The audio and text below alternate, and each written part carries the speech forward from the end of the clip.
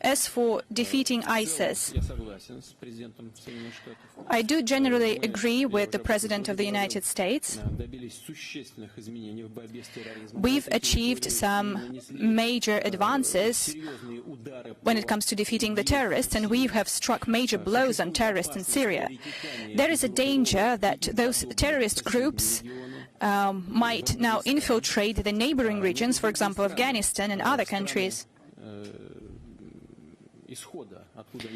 and also to other countries, for example, their countries of origin, and this poses a great risk for all of us, including Russia and the US and Europe, for Asian countries and the Central Asian countries. We're aware of that, and we know about that. Yes, Donald Trump is right about that. As for the withdrawal of American forces, I'm not sure about what that is. The American forces have been present in Afghanistan for, some 17 years, and every year they talk about withdrawing their forces from Afghanistan. But they're still present there.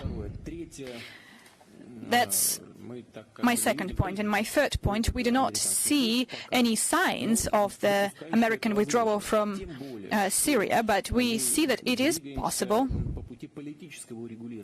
And we are now on the track of political settlement, and now we want to form a constitutional committee in Syria. And when we had a meeting in Istanbul, Russia, Turkey, France, and Germany, we made the decision that we will do everything in our power in order to create this constitutional committee, and Russia, on its part, has done everything so that it would actually happen. It might seem strange, but we have indeed negotiated the list of candidates with President Assad. He presented a list of his candidates, 50 people, and he took part in the formation of the list from the civil society, 50 more people. And regardless of the fact that he doesn't like the list altogether, he still agreed to that. And the representatives of the opposition agreed to this list, and Iran agreed to this list.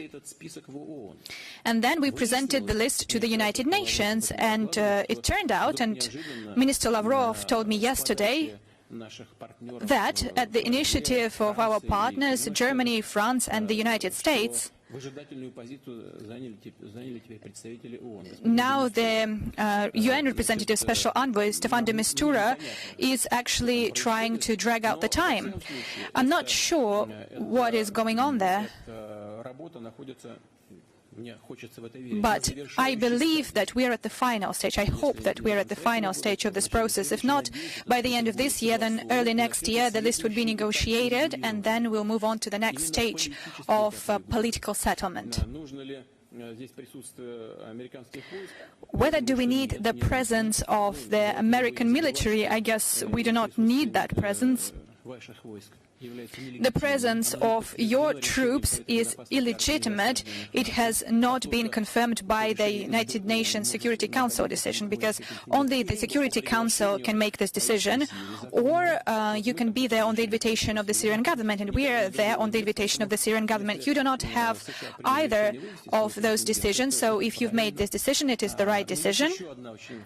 But there's one more important element. It's the fact that despite all the disputes and differences between our experts and our military and our security services and foreign ministries, we have a constructive dialogue on resolving the most acute issues of combating terrorism in Syria. In general, we are satisfied with our joint efforts.